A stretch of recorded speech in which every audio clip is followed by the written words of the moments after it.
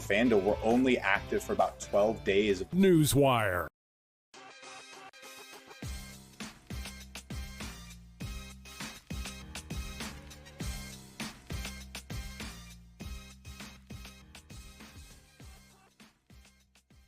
Game time decisions live on SportsGrid on a Monday night. Kevin Walsh, Gabriel Morency, and we are coming off an action-packed weekend of sports. We had some fun NBA action. We had some blowouts. Unsurprisingly, the Knicks are apparently the greatest team in the history of basketball. Some great hockey, the draft lottery, the WNBA underway. A lot going on, Gabe. We picked the pieces up here on this Monday night. Yeah, you're right. And not to mention UFC 328 in Newark at the Prudential Center. Big upset. A lot of bad blood and animosity leading into the main event, and we were all sold a bill of goods. I haven't hugged my wife as much as Strickland and Shammai have hugged each other on Saturday night since I've gotten married. It's a big love fest. Yeah. We got WWE'd. we got. Yeah, I didn't mean any of it, and it's like the weirdest, just sort of, the bad blood wasn't settled. It's like the fans left sort of like upset, and the fighters are hugging each other, and it's like, so you guys really don't hate each other after all? Right. It was one of those type of deals. But as you stated, very, very busy weekend. Congratulations to the Wizards for getting the top pick before they changed the rules. Well, right, yeah, I think that's going to be interesting. It was almost, people keep to always talk about, Gabe, rigged lotteries, right? And the conspiracy was, this one was rigged to prove they don't rig lotteries. The Wizards, the Jazz, the Pacers losing their this pick is the to one, the Clippers. Who's bigging up the Wizards, right? Yeah, there's a big, vast conspiracy. Yep. You always have to the give league one wants back. to make the Wizards good? Yep. So that's what that was. I'll just say this, Gabe, because I know that the stuff like this interests you, but AJ Dabansa has been, I've never seen a prospect connected to a pro team pre-draft the way AJ Dabansa has been connected to the Jazz. But obviously everybody involved with the Utah Jazz were a big part of the NIL money that made not only him going to BYU possible, but paying him to go to high school in Utah. And it'd be different if the Jazz were picking sixth and they'd have to come up to first. I believe it is absolutely on the board. The Jazz overpay to go up to number one so they can draft AJ Dabansa. When you're Utah, you're worried that even if you draft a star, they're going to leave. You don't have that fear if you draft AJ Dabansa as the Utah Jazz, Gabe. It's a great take, Kevin. As Kevin stated, so Ryan Smith, the owner of the Utah Jazz and Utah Mammoth Hockey Club, big booster at BYU as well. He's been at the forefront of putting the state of Utah and Salt Lake City on the map as of late. He's the one that paid the $5 million. And it's a great point. The Utah Jazz can't get players to sign there, right? Unless you're over the hill and or you're white. Let's just call it out for what it is. Gordon like nobody Hayward left, you knew it was bad. Yeah, exactly. Like nobody, people like, just being real, it's certain organizations. So you've got to find guys that want to be there. Point blank. You got to find guys that want to be there and or aren't going to get good and like leave after and say, yeah, you know what, it was cool. Thanks for my first 5 years here, but now that I'm allowed to leave, I'm leaving. Mm-hmm. You've got to get guys. So great point. He's there already. He lives there. You can make him the face of the franchise. Yeah. And if you're Washington, you're still in a very good spot, right? You can fall down one spot. You can get a lot to add to your team as well. And there's no lock. He's the best player in the draft, right? I mean, moving forward. It's not like there's some stone cold, well, no, we can't do this because he's just too good to give up. He's not Wembanyama. It's not like, no matter what you offer us, we're not trading this pick. A great take by you. I wouldn't be surprised if he ends up. And of course, if I'm the Washington Wizards, I'm leaking every day how much I love Dabansa. Yep, absolutely. 100%, Gabe. Love him. They want to get him in before this and that. They're already making jerseys. Yeah, you say, they're already secretly making jerseys behind the scenes. Dabansa is as good as LeBron was. Just do whatever it takes. Best prospect ever. Yeah, they're going to hype it up. Just to make the point, because Gabe said it, and I think this is somehow being lost because Dabansa is minus 450 to go first overall, and those odds are totally valid. Dabanza, Peterson, and Boozer came into college as a trio all on the same tier. And a lot of people thought Boozer was better, and a lot of people thought Peterson was better. And how much, Kevin, let me ask you, do you believe that this number moved because of Peterson's absences earlier in the season? And Peterson opened the favorite game. And I guarantee you, NBA teams do not care about that. And now you find out the story, the kid nearly died. He thought he was going to die. Right? So, you don't know. And he goes, I don't talk to people. I don't tell people. But he did the interview, and he basically said, I thought I was going to die. And it was the scariest thing of my life. And you saw the kid showed up, and he balled the rest of the season. That's my whole point, Kevin. It's not like Dabanza is like head and shoulders basketball-wise above everybody else. The odds makers and the public sort of made it happen because they didn't like Peterson. And I think that's valid. I think that's also, though, but for Utah, they like Dabanza more than everybody. AJ Dabanza kind of had an awful season, and Utah still would have drafted Dabanza first because of how connected they are. Washington might be like, wait a minute. We think Peterson's the best player. Awesome. So if you're Washington, you can't get forced into taking Dabanza out of spite. Or not like out of, well, we know they want him, so we're going to do it, and call our bluff and then actually do it. And then you don't want Dabanza to fall into their lap, Kevin. Yes. That's the whole thing. Because if you know, listen, they actually want him more than we do. So why don't we fleece them on this and just be point blank and say, Ryan, we know you want him. We know you want him. Let's just cut the crap. Enough and let's of the talk shenanigans. Right now. Because let's be real, Gabe, right? Dabanza's going to do I'm not working out for Washington. And Washington's going to be like, cool, we don't need you to work out. We will draft you right now. Cut it out with this. You won't work out, buddy. We don't need you to work out. We saw the tape. You're really good. But Washington can't get caught up in those games, but it's going to be really fun. I thought the lottery was interesting to watch, even if I'm somebody who thinks they could probably get rid of the lottery and it ultimately be fine. The one thing that I think a lot of people were rooting for, Gabe, no matter who you're a fan of, Oklahoma City not moving up into the top 4, which didn't happen. Can you imagine? They clearly don't need it, Gabe. They do not need a top 4 pick, a 12.5-point favorite tonight. They'll still get a good player at 12 anyways, and it'll be great. He'll be better than anyone else in the top 5. They'll figure it out. But I love, I saw a Clippers season ticket holder today say, damn, yesterday was Mother's Day. Got a call from the Clippers season ticket office. Hey, we just got the 4th pick of the draft. Are you renewing for next year? life of a season ticket PR salesman. It's not kind. You got to call people on Mother's Day even. Yeah, no, listen, that's the life of a Clipper. But again, I do like people there's no way the Clippers are going to get the pick. The league hates the Clippers. Kawhi's doing dirty deals, and then they just get the 5th pick. So that was kind of the zag of the whole thing there. Let me just ask you quickly, Gabe, because we'll get to tonight's games in a minute. But how much have the Knicks changed your perception of them with the way they just absolutely steamrolled Philly and the way they kind of steamrolled Atlanta to finish that thing out? Not very much, to be honest. Okay. Not very much. I think they're super confident. I mean, the path is there for them, but at the same point in time, very similar to the Carolina Hurricanes, Kevin, in which we talked about it. If you were the New York Knicks, if not now, when? Right? If not now, when? You look, what was your past? Look at the teams that you're playing. A beat-up Philadelphia 76er team. It showed some heart along the way, but not a single person, Kevin, thought the Philadelphia 76ers were a contender. Well, man, it was a shock they beat the Celtics. When they beat Boston, there was a moment. When they beat Boston, it was like, you heard it, Gabe. People were like, wait a minute, they're healthy. Embiid. And then he missed game 2, and it was like, and then it went right back to what, and that was the closest game. If you're Boston, you have to be wondering, what the hell did we lose to? What the, how did this, how did this happen? What? But no, I'm not going to take anything away from the Knicks. It's been super impressive. But you beat the Atlanta Hawks and the Philadelphia 76ers. You haven't played a real team yet. Okay. Yeah, I think that's my personal opinion.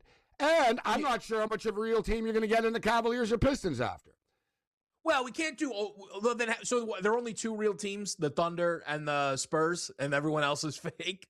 The East kind of sucks.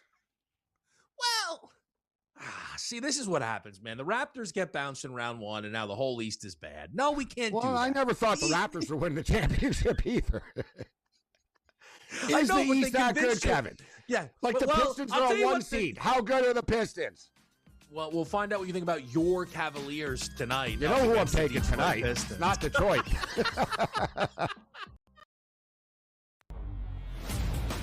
We are going to be strapped with a whole lot of bad football, watching mediocre teams that have absolutely no business in the postseason getting blown off the field by the elite heavyweights, all for our viewing pleasure. They are even willing to trample right over the historic Army-Navy game, which apparently, we'll figure out at one point where we can play this game. The Early Line, only on SportsGrid.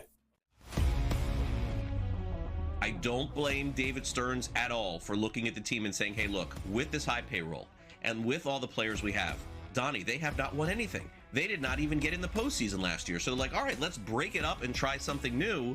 But their new plan has not worked. It doesn't look good on paper. It doesn't look good in the standings.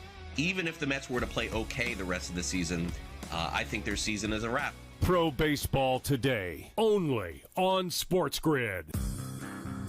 Hey there, it's your buddy Craig Carton. If you're trying to find out how to get all the great content that me and Tyrone Johnson give you every single day, here's Tyrone to tell you how. You can subscribe on Apple Podcasts, YouTube, Spotify, and of course, Amazon Music as well. We're at all four. That's right. It's the Craig Carton Show podcast every weekday morning live at 11, replayed at noon on YouTube and on SportsGrid throughout the country. Check it out. Betting growth was up about 40% year over year in March. So some of that obviously was the NCAA tournament, but a lot of that is because DraftKings and FanDuel were coming to town and bringing a lot of money with them. It was about $87 million was bet in the month of March, which is not only a March record, but it's a record for Arkansas in general.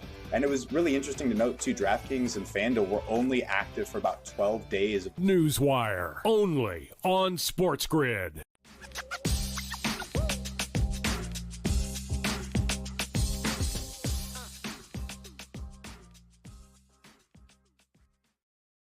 All right, game time decisions here on a Monday night. 2 games in the NBA playoffs. We've got just one on your NHL slate tonight.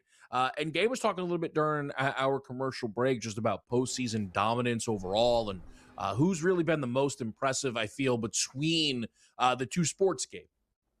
Yeah, it is interesting, isn't it? You think about the New York Knicks have been super impressive, right? And it's funny because it was just like 10 days ago, 2 weeks ago, people were panicked about the Atlanta Hawks series. But that's a distant memory right now. So it was a great run. Knicks are on a great run right now. Carolina Hurricanes are 8-0 as well. Super impressive. Not taking anything away from the Flyers. The Flyers overachieved this year, but the Senators, really good team. And to not lose a single game is just super impressive. And you look at the way that they do it in a consistent fashion. Can't take anything away from Oklahoma City, Kevin, but how about these Minnesota Timberwolves, huh? Dude, they were underdogs when they were up 3-1. They're still playing. They're still playing. A lot of teams have lost a lot of players along the way, and they couldn't overcome it. This team has just found a way to keep on playing basketball. I think they deserve a lot of credit. Don't you think, and I think you're going to love this, and I'm not just saying this to butter you up. Don't you think what Montreal has done is somewhat similar to Minnesota? I mean, they play all of that championship pedigree that Tampa Bay brings to the table, play them in a Game 7 on the road and beat them, which is astonishing. And then this Buffalo team, who have just looked like a juggernaut since the middle of the season, get kind of rolled in the first game. They've won the last 2 games now 11-3 on, aggregate. I think Montreal's had a really impressive run here through their first couple of postseason games. The Buffalo Sabres are in a lot of trouble right now because the city of Montreal, the momentum, the atmosphere, it becomes like too much to overcome, right? It really does. And it's starting to snowball right now. Anybody that saw what happened last night in Montreal, people are just fascinated, amazed by the atmosphere in that arena. I've told you people. Guys, it's better for a preseason game than most arenas in the playoffs is. I'm not even kidding. Like, it's loud in a preseason game there. Regular season games are pretty much insane. And then you dial it up now that we're into the second round. There's levels to it, and it just keeps growing. It can backfire. It's funny because you had that really emotional start last night. The crowd's going crazy, and Buffalo score like 30 seconds into the game. right? Sometimes it can backfire on the home team, all the emotion, but the Canadians just ambush them after. And yeah, the Canadians are on a roll right now. The Carolina Hurricanes are waiting them out. Canadians up 2-1. We'll see how quickly this series ends from here. I'm not ready to dismiss the Buffalo Sabres yet, but if they're down 3-1, they're going to be screwed. So they better win tomorrow in Montreal. But this Carolina Hurricane team is waiting, Kevin, and I don't see the Sabres or the Canadians beating the Canes personally. The Canes are going to the Stanley Cup Finals. They've been the best team. They're unbeaten. They also, though, played a Philly team that wasn't supposed to be there twice in overtime. I think so. Here's the comparison for both Carolina and Oklahoma City. The jump in competition next round might be really jarring. Here's the thing about the Lakers, right? You've got LeBron James. He's one of the absolute best that's ever done it, right? Even to the low man. The Lakers were plus 500 to beat the Rockets for a reason. And the Thunder aren't just double-digit favorites because of how good they are. That's a part of it.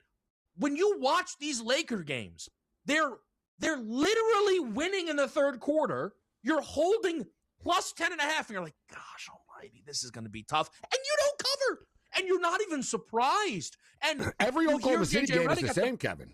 They do it. But now every game is amazing. Like every game is the same. This as series, you stated. they've all been the same. It's very interesting. They let the Lakers hang around. The Lakers are hanging around until they're not. Yeah. Usually around the midway through the third quarter, Oklahoma City says, all right, let's dial it up a notch.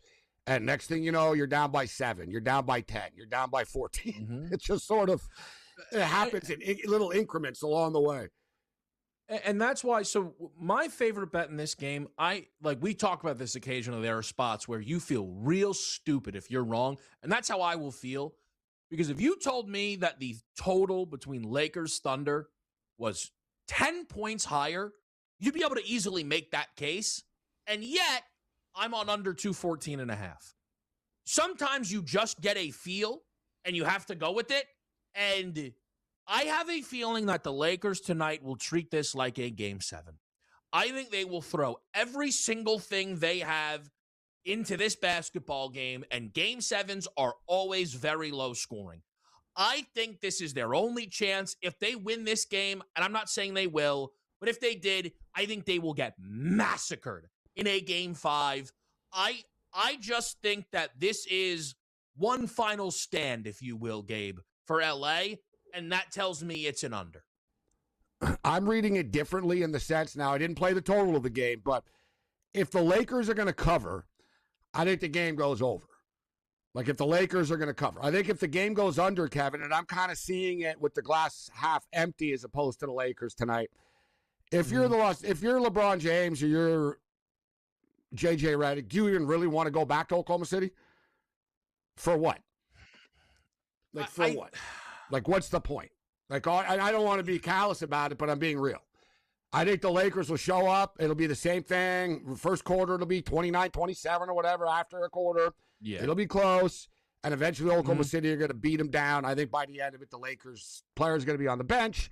I think it's one of these sort of, 118 to 100 type of games, personally. So I think Oklahoma City are going to drill them.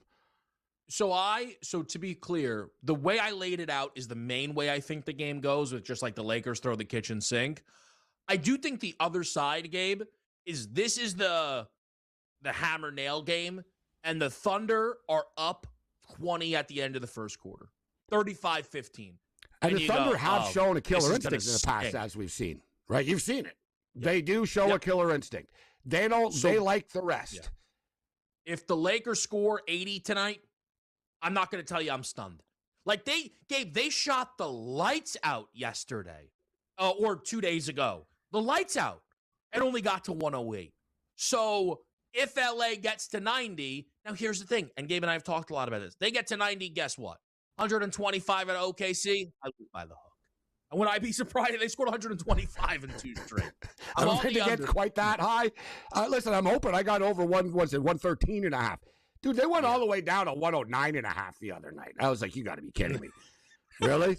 Really? You're giving me 109.5? Thank you. Thank you. Yeah, unbelievable. We're going to get Craig Mission to the fold here on a Monday night. We will pick things up. Major League Baseball, it's game time decisions right here on SportsGrid.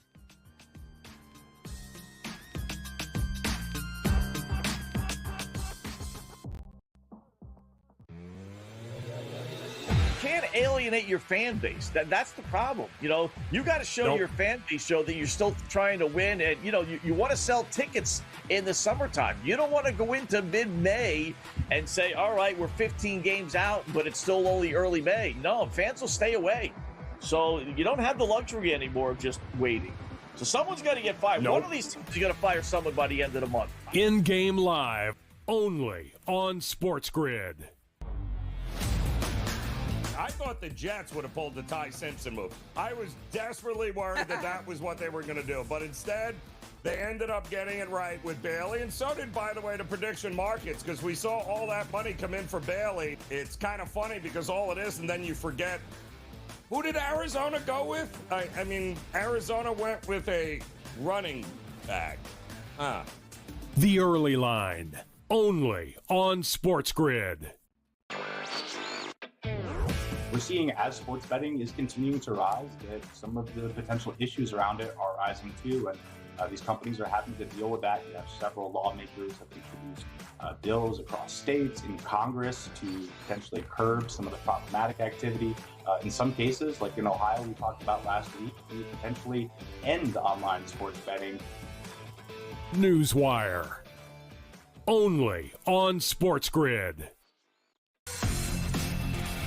It's a 7-game sprint with a whole lot of volatility, right? You don't want the best team, so to speak, Donnie. You want the team that has a favorable group stage, weaker knockout path, and has some penalty variance coming their way here. Because this is all about the path to the final, Donnie. It's not about the best team, because the best team can get knocked out. Prediction Markets Edge, only on SportsGrid.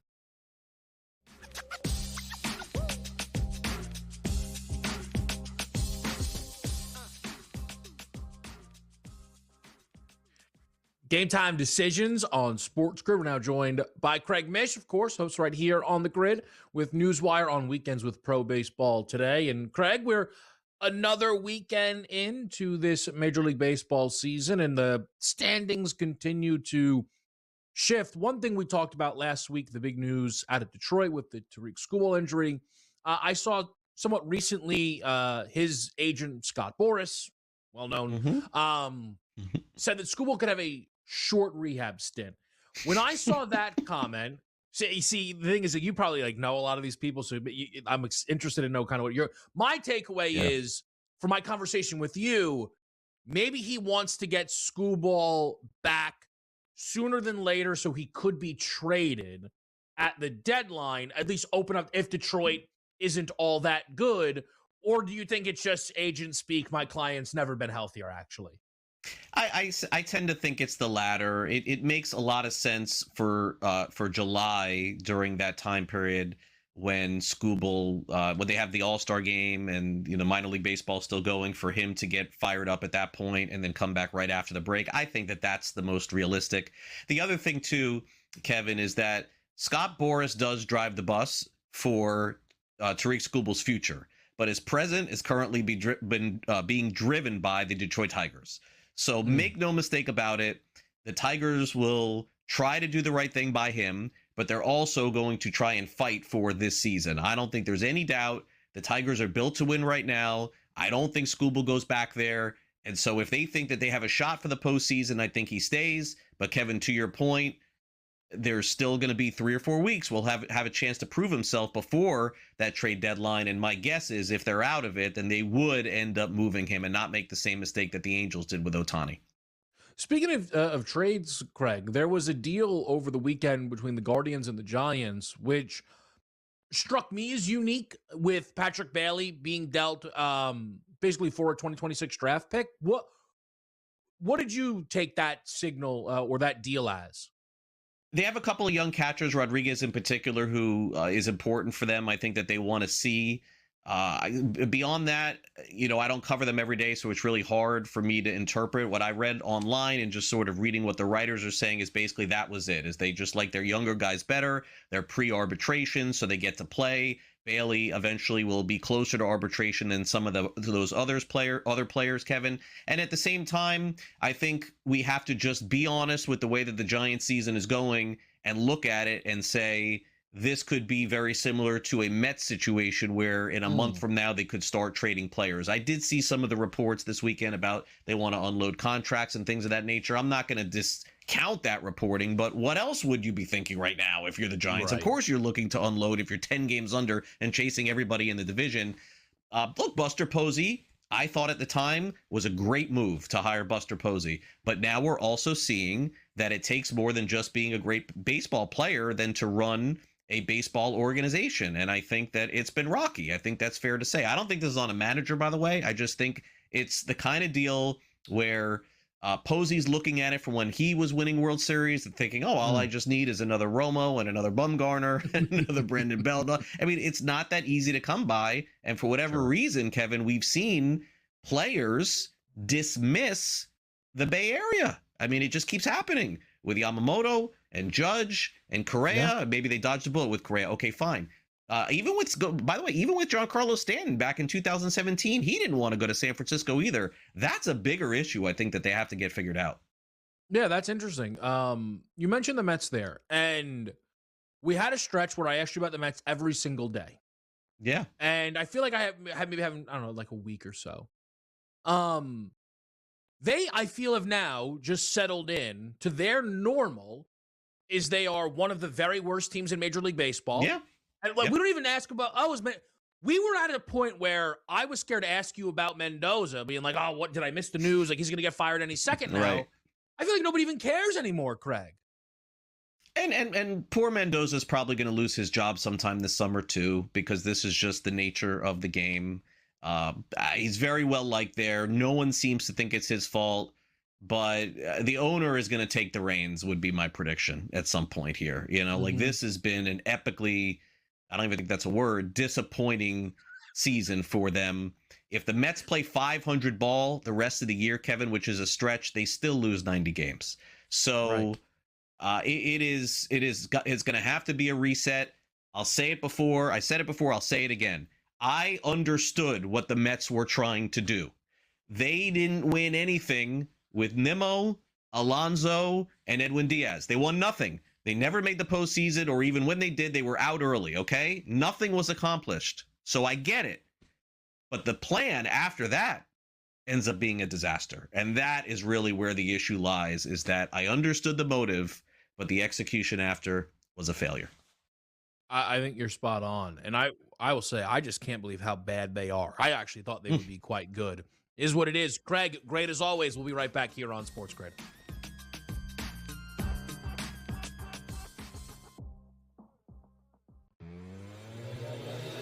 Can't alienate your fan base. That's the problem. You know, you got to show your fan base that you're still trying to win, and you want to sell tickets in the summertime. You don't want to go into mid-May and say, all right, we're 15 games out, but it's still only early May. No, fans will stay away. So you don't have the luxury anymore of just waiting.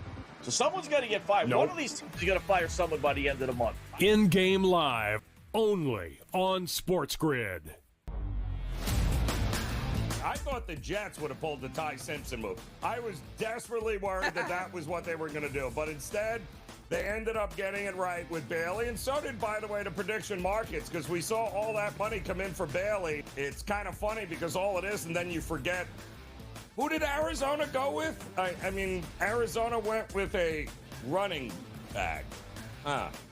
The Early Line, only on SportsGrid. We're seeing as sports betting is continuing to rise, that some of the potential issues around it are rising too. And these companies are having to deal with that. You have several lawmakers have introduced bills across states in Congress to potentially curb some of the problematic activity. In some cases, like in Ohio, we talked about last week, to potentially end online sports betting. Newswire, only on SportsGrid. It's a 7-game sprint with a whole lot of volatility, right? You don't want the best team, so to speak, Donnie. You want the team that has a favorable group stage, weaker knockout path, and has some penalty variance coming their way here, because this is all about the path to the final, Donnie. It's not about the best team, because the best team can get knocked out. Prediction Markets Edge. Only on SportsGrid.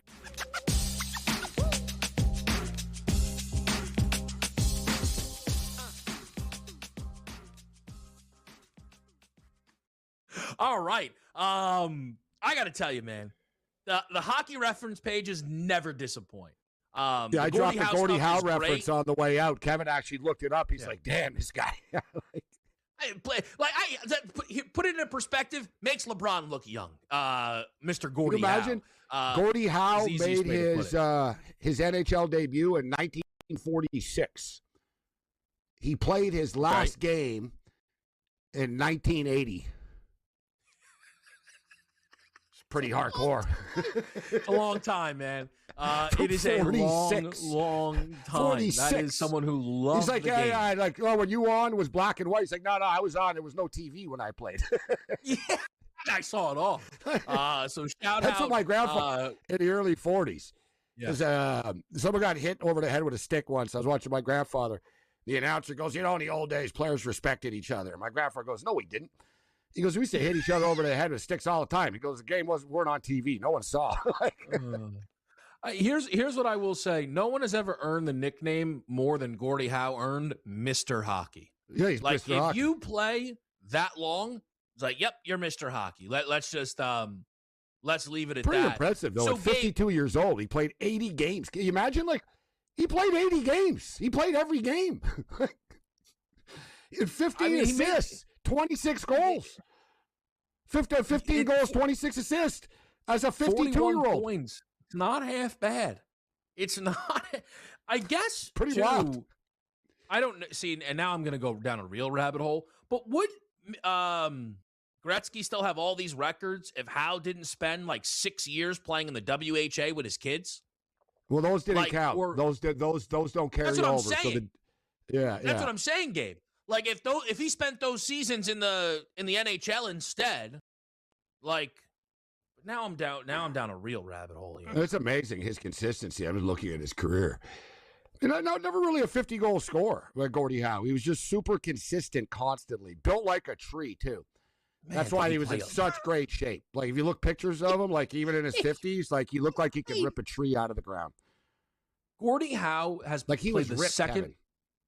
Guys, he played the second most career NHL games and spent 6 years in a different league. He spent 6 years in a different league and still played the second most games in the history of the NHL. That's ridiculous. That's outrageous. He played 1,767 games in the NHL. 419 in the WHA. The WHA was good too, guys. It was like the ABA. It was competition to the NHL. They got big-time players. Bobby Hull played there, and Wayne Gretzky played there, right? Wayne Gretzky was on the Edmonton Oilers in the WHA before they merged into the National Hockey League. So it was like a real league. Yeah. Wayne Gretzky's hockey reference page is one of my favorite things on planet Earth. It's so fun to look at all his numbers compared to everybody else. Let me bring up the Major League Baseball board, though, because at 6:35 game, Yanks are in action against Baltimore. I like the over in this game. I went 8.5 at -125. If you want to do the 9 at even money, that's totally fine as well. But, Gabe and I talk about sometimes how important that half run can be. I need 9 to win my bet instead of 10 to win my bet, so I thought that was well worth it here. I think that both Baltimore and New York are in a good position to score. And behind the scenes, you will see this Yankee game featured. Chris goes with a Yankee Cav moneyline parlay for a best bet. Late Night Sam with George Kirby's under strikeouts. And then AJ is going to just stick with what works, which is the Rays winning baseball games on the money line against the Toronto Blue Jays game. Both big series, Kevin. The New York Yankees, as you briefly alluded to earlier, you look up suddenly and the Yankees are in second place. The Tampa Bay Rays playing great baseball this year. They swept the Blue Jays last week, if you guys recall, in Tampa. So now they're playing again, and it's getting late early right now. The Blue Jays are 8.5 back. They need to start winning baseball games. They did take 2 or 3 against the Angels over the weekend. They need to keep on winning series, if not sweeps, but just sort of winning series. It's a massive series for them, and it's a big series for the Yankees as well. And Big series for the Dodgers as well, Kevin. The Giants gave the Dodgers problems a couple of weeks ago in San Francisco. The Dodgers are suddenly tied for first place as well. Yeah. So it might be, kind of mid-May right now, Kevin, but the division chases are starting to take shape a little bit, and it's getting time now. Like, I don't care what time of the year it is. If you're the Blue Jays and you look up and you're 8.5 back, I mean, you could technically be 11.5 back by the end of the week. Like, you know what I'm saying? Yeah. Like, it's like that. 100%. Does that sound real? How's that sound? So if you're the Blue Jays, big time series, Rasmussen versus Gossman tonight on the Hill. You got a total of 7. And listen, Baltimore have been one of the biggest disappointments in baseball this year. People thought they were going to sort of bounce back. They haven't. Hard not to like the Yankees in a critical series for the Bombers as well. Well, I got to just say, though, there are things right now with the baseball standings. I'm trying not to overreact. Maybe I wasn't paying enough attention. I don't remember stuff like this. So the American League, right? 15 teams. There are 4 who are above 500. The entire NL Central is above 500. There are more teams in one division in the National League above 500 than the entire American League as a whole, Gabe. Like, that doesn't feel possible. How about my Chicago Cubs first to win 10? They don't come anywhere near close. Awesome they haven't now. lost since. Unbelievable. They haven't lost since, of course. It's insane. It's like They're so good. So I was sort of right. You know what I mean? I was like, yeah, watch for the Cubs. You know what I mean? Watch for the Cubs to have a strong start. Yep. Guys, they were 4-6 or whatever after the first 10. They were 7-9. And now I'm like, they were 7-9, as Kevin stated. Now they're 27-14. They've just gone on. And listen, they're not running away with a division or anything. As you stated, every team in that division has a winning record. They're 5 up on the last place Reds. The Braves are 9 up on the second place Phillies. By the way, that's why I was going to say, Kevin, this is how bad the American League is, to put in context. So you're the Blue Jays, you're 8.5 back of first place right now. All right, season's not over. There's a lot of baseball left, but I think it's realistic to start to say, you know what? We have to start looking at the wild card standings, right? We're 8.5 back. We have to worry about what we can control right now. Mm-hmm. They're 1 game out, Kevin, of a wild card spot. Look at the wild card picture. Oh, it's insane. You're 100% correct. Dude, the Boston Red Sox are 2 games out of the playoffs right now. The Astros have the worst record in the American League. They're 3.5 out. They're dead last. 9 games under 500. Yeah, They have 1 good week and they're back in it. The Astros have 1 more win than the Mets. And that's wild. By the way, Gabe, something I mentioned to Craig, I think the biggest indictment of the Mets is that this team losing games now, like, we don't even ask, is Mendoza getting fired? Like, people just don't even play care. Themselves out of a wild card now almost. They're 8 games out of a wild card even. No one cares. They're 10 under 500, and it's just not even a story. It's just like, yeah, Mets are awful, lost again, all good. They're the worst team in the National League, literally and figuratively. Oh, boy. This is just, I cannot believe how bad the Mets could be a very long year. We're not even in June yet. Oh, boy. And, like, the thing with the Mets, because what happens when teams have this year, it's like, okay, let's trade guys. Who are you trading? Who are you trading? You're not trading Soto. You can't do that. I think you could. I think you could. Yeah, I think somebody would take Soto. Oh, I think anybody would take Soto. But how do you trade Soto after paying him all that money? I mean, you have to sell tickets, right? You have to have somebody on the team. Yeah, he's supposed to be the guy.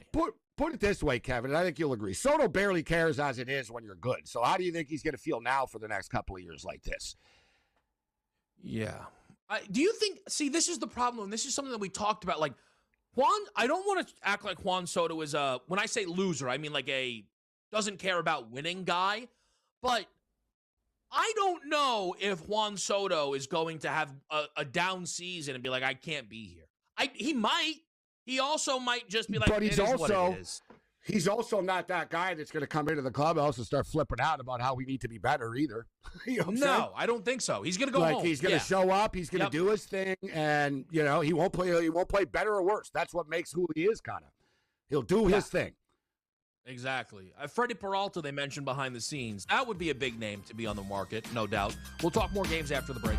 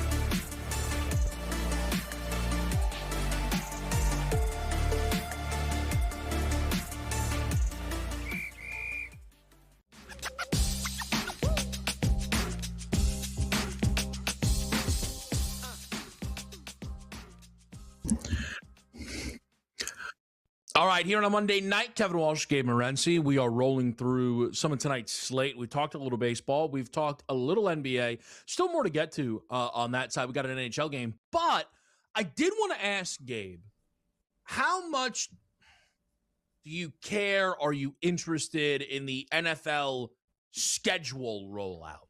Like it seems like they're just leaking the whole Cowboys schedule right now. I don't really know what's going on with that, but we're getting a couple of games, and I feel like by this time tomorrow we'll have a lot of games, and certainly, on Thursday night they'll do the whole thing. I am a fan of it. I'm not going to lie. I like to see, the schedule, who's playing who and when, and it's sort of, everything starts to take shape. We see right now college football pretty much on a daily basis. The networks are starting to announce their games and their schedules and stuff. Yeah. In the past, I've always looked forward to it, to say, you know what, I usually go to one Buffalo Bill game a year. When they play on the West Coast somewhere, I've seen them in Los Angeles, I've seen them in Seattle, and they're actually playing in Las Vegas this year. So I am looking forward to seeing that, but I'm not a fan of the leaks, Kevin. I'm not a fan of tune in to, Good Morning America or whatever, and we'll let you know a couple of these games. And, Fox dropped today. The Eagles and the Cowboys on Thanksgiving.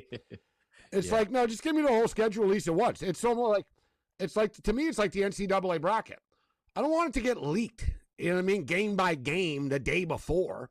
I want to see it all at once. I want there to be a little bit of drama, and to me, it loses its drama. But, yeah, I look forward to seeing the NFL schedule release. From a betting standpoint, I always tell people this, and I've said this for years. If you're betting win totals, like now, like in the summertime, you're going to look at, so my example is, schedule is going to be out. Then we're going to see, Kevin, what I'm more fascinated about is look at this team. This team's got to travel 32,000 miles. Oh, look at these guys. These guys are playing a bunch of teams off a bye all the time, right? There are teams that get screwed with the schedule. There are. They can say it's random or why it happens. It just does. I mean, I remember a couple of years ago, guys, the Raiders played 6 of their first 8 games on the road. Right? There's a lot of weird, quirks and stuff that'll happen with the schedule. So I look forward to that, Kevin. But I'm not a fan of the little drip stuff. I want there to be some drama. When you see it on the old days, you're like, all right, I'll tune into the actual show. All right, week 1, these are the games. And, oh, yeah, cool, man. What about week 2? Now, drip, drip, it loses its luster to me. The thing so I've noticed something, though, and hey, here's Sunday Night Football. Hey, here's the leak for the Cowboys Thanksgiving game. And then they're like, here's kind of the leak for the Niners opener with the Rams in Australia we know on that a Thursday. Yeah. It's like, wait a minute. On a Thursday? That's when the Super Bowl champs play. When are they playing? We'll get that. Like, I'm just saying this, and I've been saying this for a couple of years now. For Gabe, the record, the Seahawks are going to open up the season on a Wednesday this year, Kevin. We're going to be playing on a Wednesday. Gabe, I think you maybe were the person who had told me that, or I remember someone told me that, and I thought they were completely wrong. The NFL is getting to a point where they're actually going to turn some fans away because it's too much. Everybody thinks they want the NFL on all the time. No, it's that the NFL is on the perfect amount of time, okay? But then the NFL got big for their britches because they went, wait, what if we just are on Christmas every year? And the numbers were big, and they went, awesome. Everybody must want us to be on all the time. And then I remember it. They went head-to-head with the college football playoff that first Saturday, and people were like, what are you doing? We don't need Cardinals Packers on right now. And we're going to be adding an extra game to the regular season. We're going to add another game to the regular season, too. So now it's like, hey, opening week's here Wednesday night in Seattle. Wednesday. And it's like, hey, the Niners and the Rams are coming back from Melbourne. It's also somehow Friday there. What? And they play week 2 in Vegas. What? Like, to Gabe's point also about win totals, like, you can't bet this stuff until you get the schedule, like, actually in its totality. But it's very UFC-like, Kevin, where the UFC, it used to be special, right? There was, like, that pay-per-view once a month, and it was a damn good one. It was like, oh, boy, yeah, we got 2 title fights, you know, the main card, 5 great fights. Then it went into just sort of content instead of quality. Well, let's have a card every week. Let's have multiple cards a week. Let's have cards in different parts of the world at the same time, right? And it just sort of, it loses its potency.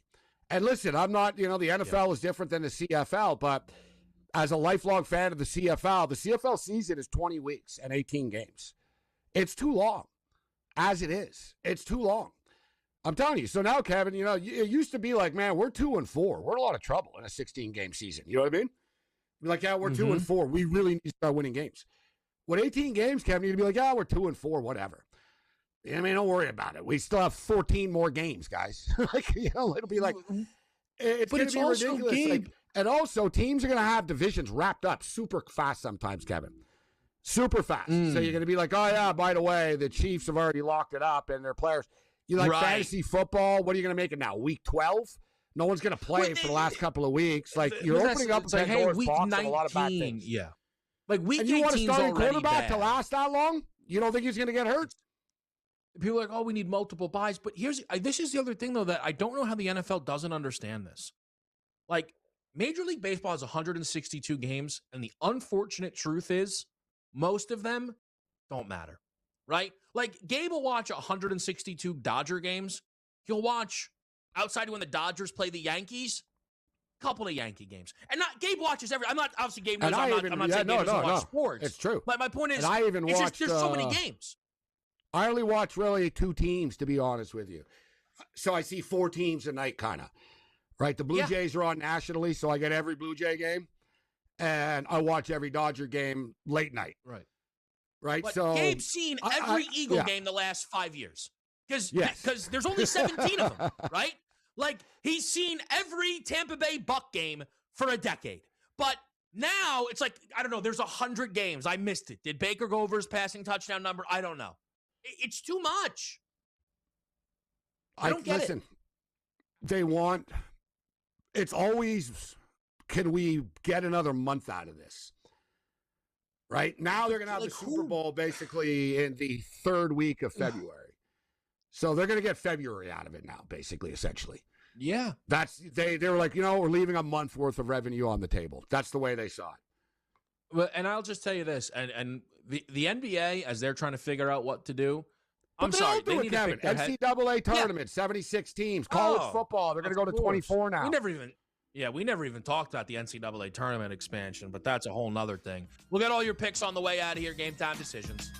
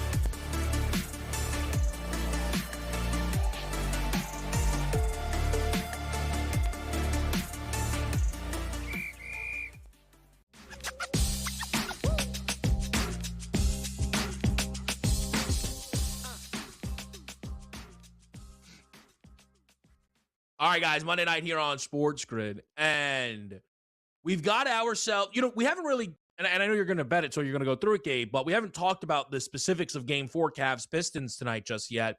3.5-point number. It's not a huge move, but I find that all these things matter. It's a point less than Game 3, and a game Cleveland covered, by the way. So I think we are seeing games get booked situationally, right? These aren't just like pure power ratings. I make the number blank, right? We're seeing home court worth obviously more, way more in the postseason than the regular season, Gabe. So you have to kind of adjust your mindset a little bit game to game here. Talk to me though, Gabe. What are you expecting and how confident are you in Cleveland in this spot? Yeah, I did find it interesting as well that they got it done, yet you're laying a point less. And now even I think the money line comes into play in the minus 160 range as well, if you want to do it. It goes to show the lack of confidence that the book has in Cleveland. You're right. Yeah. It's not just a power ranking. I think there's a human element to the playoffs that they don't really have in the regular season, in which can they do it again, right? I think there's almost a James Harden disbelief as well baked into the number a little bit. You know how I've been rolling in this series, guys. I took the Cavaliers plus the points on the road in both games. We lost. Now they played back at home.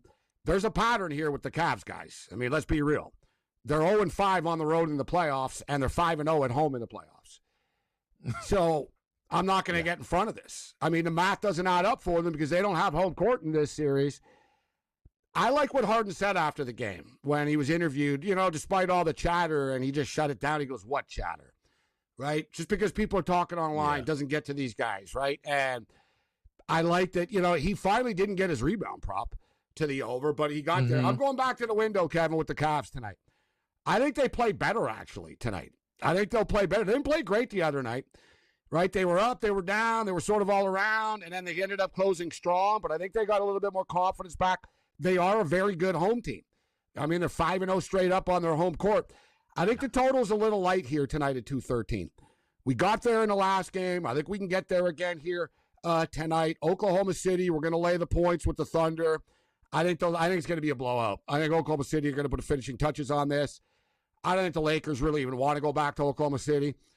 I think it's game, set, match tonight. So the only question is, do they cover or not? I think they do.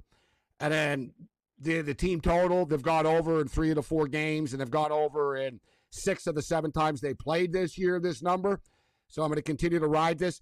We got a series brewing, Kevin, now up there in Minneapolis, St. Paul, and Denver. As good as the Colorado Avalanche are, it's a shame they have to play each other this early in the playoffs, but Minnesota Wild are like a legit Stanley Cup contending team. They're good. Mm-hmm.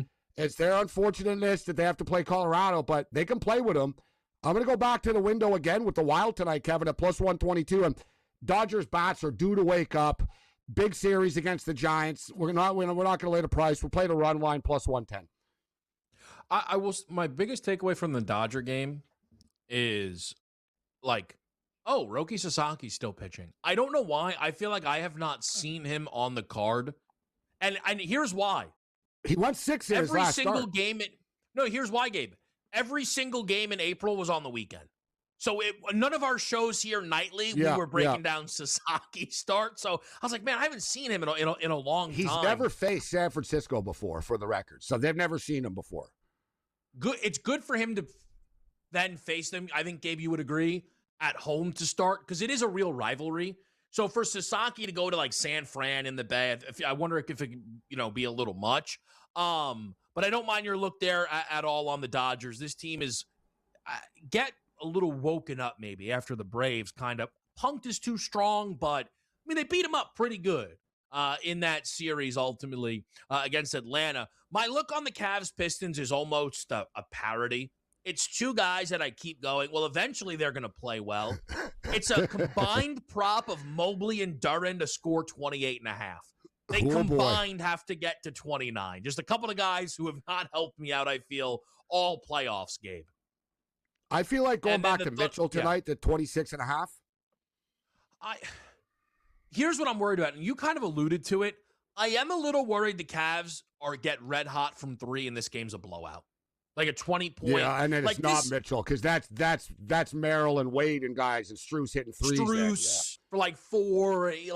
So that's what's thrown me off with this game. I think it's going to be a good live betting opportunity. I mentioned my Lakers Thunder under as well, where I just think the Lakers throw the kitchen sink at them, or they go ice cold and score like 85 points. And then this thing just kind of gets ugly here. I took that Yankees-Orioles over as well, which is off and running. Again, behind the scenes, it's a Cavs-Yanks moneyline parlay for Chris. Kirby under the strikeouts. Haven't heard George Kirby's name a lot this year. The Mariners starters have kind of been disappointing. And then Rays moneyline going up against Toronto, Gabe, for AJ.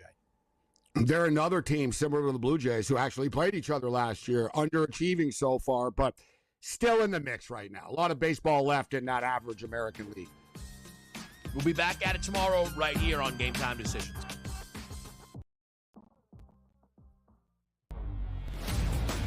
We are going to be strapped with a whole lot of bad football, watching mediocre teams that have absolutely no business in the postseason getting blown off the field by the elite heavyweights, all for our viewing pleasure. They are even willing to trample right over the historic Army-Navy game, which apparently, we'll figure out at one point where we can play this game. The Early Line, only on SportsGrid. I don't blame David Stearns at all for looking at the team and saying, hey, look, with this high payroll and with all the players we have, Donnie, they have not won anything. They did not even get in the postseason last year. So they're like, all right, let's break it up and try something new. But their new plan has not worked. It doesn't look good on paper. It doesn't look good in the standings. Even if the Mets were to play okay the rest of the season, I think their season is a wrap. Pro Baseball Today, only on SportsGrid. Hey there, it's your buddy Craig Carton. If you're trying to find out how to get all the great content that me and Tyrone Johnson give you every single day, here's Tyrone to tell you how. You can subscribe on Apple Podcasts, YouTube, Spotify, and of course, Amazon Music as well. We're at all 4. That's right. It's the Craig Carton Show podcast every weekday morning live at 11, replayed at noon on YouTube and on SportsGrid throughout the country. Check it out. Betting growth was up about 40% year over year in March, so some of that obviously was the NCAA tournament, but a lot of that is because DraftKings and FanDuel were coming to town and bringing a lot of money with them. It was about $87 million was bet in the month of March, which is not only a March record, but it's a record for Arkansas in general. And it was really interesting to note too, DraftKings and FanDuel were only active for about 12 days